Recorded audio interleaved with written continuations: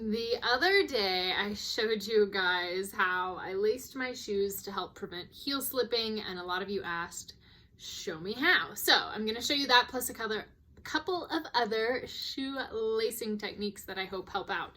So for the heel slipping specifically, the only problem with this lacing technique is some shoelaces are just not quite long enough, but most of the time I can make it work. So what you are doing is, see, I'm making a loop. So instead of just lacing straight through and then tying this, I'm bringing it back around. So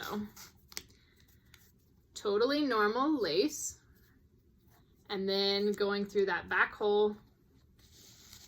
And then when you actually go to tie the shoe, you're going over and through the loop on the other side.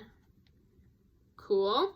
So by lacing it that way, we're kind of prevent where maybe your heel is moving up and down in the back. And a lot of the times that's where we get blisters or have some friction.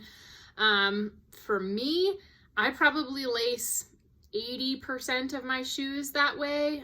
So most of my shoes I lace that way and have just been doing it that way forever and ever and ever. So I maybe don't even always need to, but I'm so used to it that I do that pretty much every time.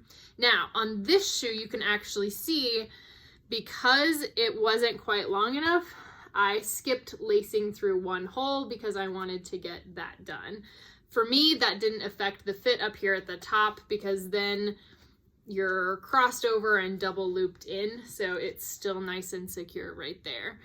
Now, since we're talking about shoelacing, I undid the laces on this shoe to kind of make another point for you. So one of the other common issues is having pain somewhere in one of your toes. And with lacing, again, you can actually help with that. So say it was your big toe that's having trouble. What you would do, instead of coming straight across to the very first hole, you're just gonna go up one. So I will show you. So by going up one, you're basically helping to pull this up off your toe. So you could do that from the same other side. A lot of times, if you feel like the toe box is just a little bit tight in general, just do it from both sides. If for whatever reason you're having some pain on the top of your foot, which I have had happen oddly, just random times off and on over the years, I think it has to do sometimes with increasing mileage. You could do the same thing all the way up the shoe. So let me get this in here.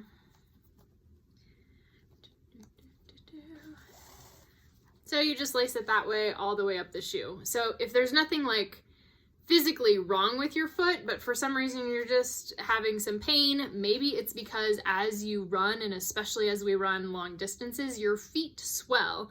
That is super normal. It's why we end up buying running shoes maybe a size larger than you run in or you wear in your normal everyday life. So there is nothing wrong with skipping. You don't have to have every one. This is gonna kind of release any pressure if you're having pain on the top of your foot. I usually still try to make sure that I'm going through that pocket on the tongue just so that it's not moving around. There you go.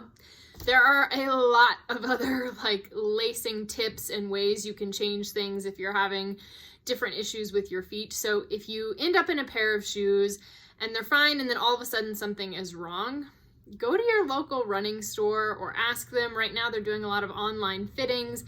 They have ideas and they really do want to make the shoes work for you. So don't feel weird about asking them. Or if you have gotten a pair of shoes and run in them just a little bit and they are awful, your local running store is also usually really good about doing returns. Zappos actually has like a 90-day policy, and Nike has a policy that even if you've run in them after like 30 days, you can still return. So don't feel like you are stuck in a shoe.